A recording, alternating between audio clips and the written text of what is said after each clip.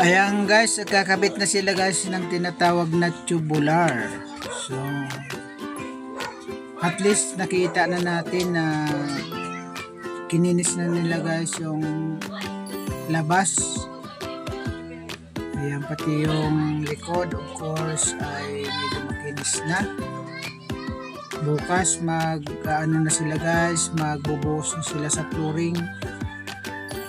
Ayan, dapat may siniksik ng mabuti yung lupa, tapos tawag nito may nilalagyan nila ng bakal. Ayun guys, so kainitan guys ng tanghali. Ngayon ay araw ng linggo, kaya galing kami niya guys sa church. Sobrang init, alas 12 in punto ng tanghali. Pero yung ating pinapagawa guys, ayan na, nakikita nyo guys, nakatiwangwang pa. Dito inabot na sila ng gabi sa pagkabit ng tubular.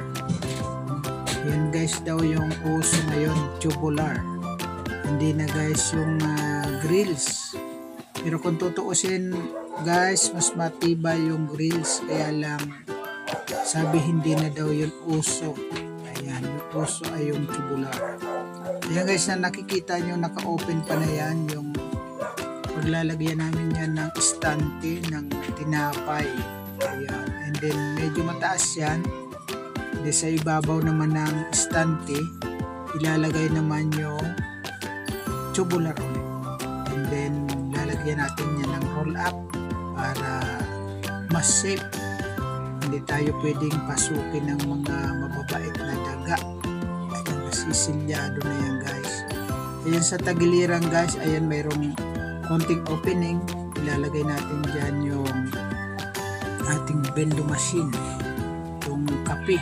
Ayan, kasi dito every morning talagang need ng kape, lalo na yung ating mga kaibigan na driver ng mga tricycle. So kailangan natin yan mga kaibigan. So dito overtime na sila dito mga kaibigan. Time check, ayan, lagpas na alas 5 ng hapon.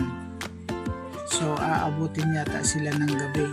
So dito kinakabit nila guys yung tubular na yan para malis na yung palaging pagtatakip ng mga yero dito, dahil ang sabi ng mga gumagawa, nasisira yung kanilang ginagawa dahil tatakpan ng yero na sisira yung finishing.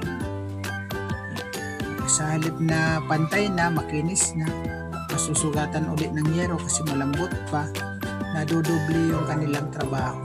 So ito na guys yung harap namin dati na tinakpan na ngayon. Harap ng basketball court yan, pero ayan guys na may butas na yan.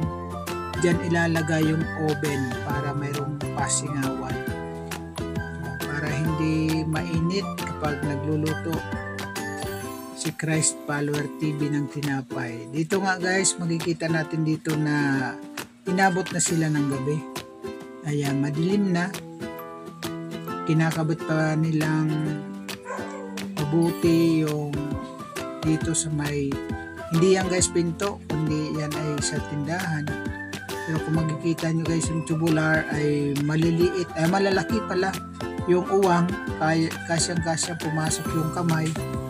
Pero lalagyan natin yan ng steel matting para hindi maduk. So ayan guys, maraming salamat sa lagi niyong panonood ng aking mga vlogs. Thank you very much sa inyong lahat sa palaging suporta ninyo. At syempre wala na akong pwedeng sabihin pa kundi ang magpasalamat sa inyo. God bless.